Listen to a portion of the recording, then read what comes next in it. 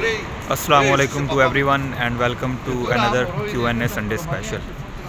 और आज हम जो दोस्तों ने कमेंट्स में सवाल पूछे थे उनका जवाब देने की कोशिश करेंगे इंशाल्लाह ताला। तो सबसे जो पहला सवाल था वो था उज़ैफ़ा भाई का। वो ये पूछ रहे हैं कि साइप्रस में कौन सी स्किल बेस्ट है जो कि सीख के आनी चाहिए। तो इस पर मैं कई वीडियोस बना चुका हूँ पहले भी ना, कि यहाँ पर आप कुछ ना कुछ ज़रूर सीख के आएँ। और अगर पर्टिकुलरली बात करें क्या किस चीज़ पे आपको फोकस करना चाहिए, किस स्किल पे, तो वो अगर आप पर्टिकुलरली साइप्रस के लिए अगर बात करो ना, तो फिर वो है रेस्टोरेंट। आप रेस्टोरेंट की के लिए एक्सपीरियंस गेन करके आएँ और एज ए शेफ़ इस तरह की कुछ स्किल सीख कर आएँ।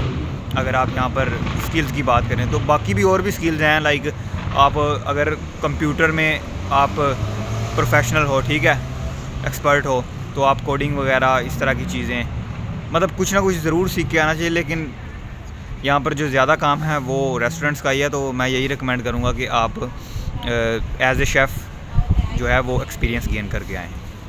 इनके बाद दूसरा जो सवाल था वो था हसन ज़मान साहब का।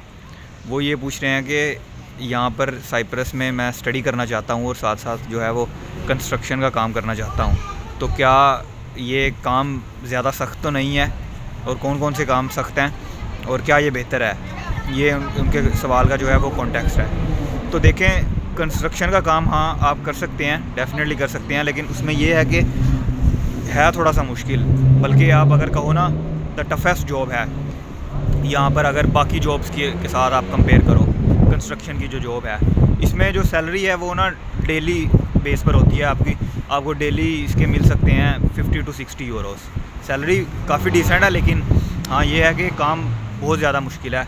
तो अगर आप फिज़िकली इसके लिए यूज़ टू हो तो आप ज़रूर करें, आपके लिए अर्निंग जो है वो इससे काफ़ी ज़्यादा अच्छी बन सकती है। इसके बाद जो सवाल था वो था CH हसीब का।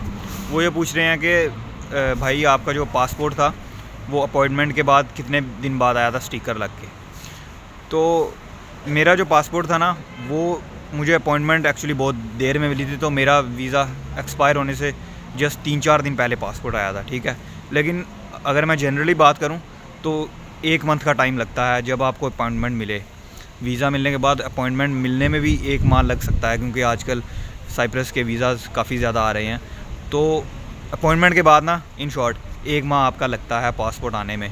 तो जब आपका वीज़ा आए तो आपके लिए बेस्ट यही है कि आप जल्द से जल्द अपॉइंटमेंट लें और फिर जो है वो इंतज़ार करें पासपोर्ट के आने का। वो फिर 1 माह ही लगता है। फिर मतलब आप वीज़ा एक्सपायर होने से 20-25 दिन का पहले का ज़रूर मार्जिन रखें, उससे पहले आपका ना पासपोर्ट आ जाना चाहिए स्टिकर होकर। दैन जो सवाल था वो था रबिया मुगल का। उन्होंने काफ़ी ये सवाल पूछा था मतलब उनके कुछ क्वेश्चंस थे, उनका मैंने सेम ही क्वेश्चंस थे तो उनका मैंने जवाब दिया था, लेकिन she said that you are not answering my questions. उन्होंने एक्चुअली ये कम्युनिटी में कमेंट किया था। तो उनका अब ये सवाल है कि साइप्रस में जो बैचलर की डिग्री है वो 3 साल की है या 4 साल की है। और दूसरे नंबर पर उन्होंने पूछा है कि इसकी जो साइप्रस की डिग्री है उसकी पहचान है या नहीं, अगर हम जॉब्स के लिए जब सर्च करेंगे डिग्री मुकम्मल करके अराउंड द वर्ल्ड। तो सबसे पहली बात तो जो डिग्री है ना वो 3 साल की भी है, यहाँ पे बैचलर की 4 साल की भी है। फॉर एग्जांपल जो होटल मैनेजमेंट है वो 4 साल की है, राइट। दैन उसके बाद शिपिंग मैनेजमेंट है वो भी 4 साल की है डिग्री आपकी। दैन उसके बाद कुछ डिग्रीज़ ऐसी भी हैं जो कि 3 साल की हैं, ठीक है। तो ये डिपेंड करता है कि आपकी कौन सी आप डिग्री चूज़ कर रहे हो। तो आप दोनों को ये है ना जो ज़हन में रख कर चलेंगे, 3 साल की भी डिग्री होगी, 4 की भी होगी। और रही बात रिकग्निशन की डिग्री की साइप्रस की, तो डेफिनेटली सी बात है, मैंने पिछले Q&A सेशन में भी यही बात की थी कि अगर तो आप स्टडी अच्छे से करते हो, आपके पास स्किल है, मतलब नॉलेज है, तो फिर आप अगर इवन के पाकिस्तान से भी डिग्री करते हो ना अपनी मुकम्मल, तो उसकी रिकग्निशन डेफिनेटली तौर पर होगी। रही बात साइप्रस की, तो यहाँ पर भी इंटरनेशनल स्टूडेंट्स आते हैं फ्रॉम डिफरेंट कंट्रीज़। ऐसी बात नहीं है, लाइक यूनिवर्सिटी ऑफ निकोसिया है इन निकोसिया, तो उसकी काफ़ी ज़्यादा रेपुटेशन है, ठीक है।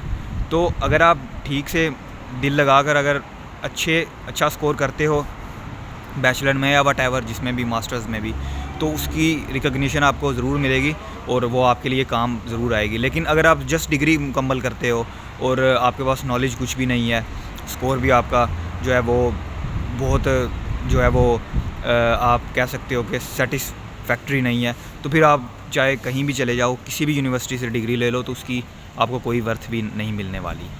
दैन एक और सवाल था I think the travel board का, वो पूछ रहे हैं कि साइप्रस से कनाडा या किसी और शेंजन कंट्री का जो वर्क परमिट है वो मिल सकता है या नहीं।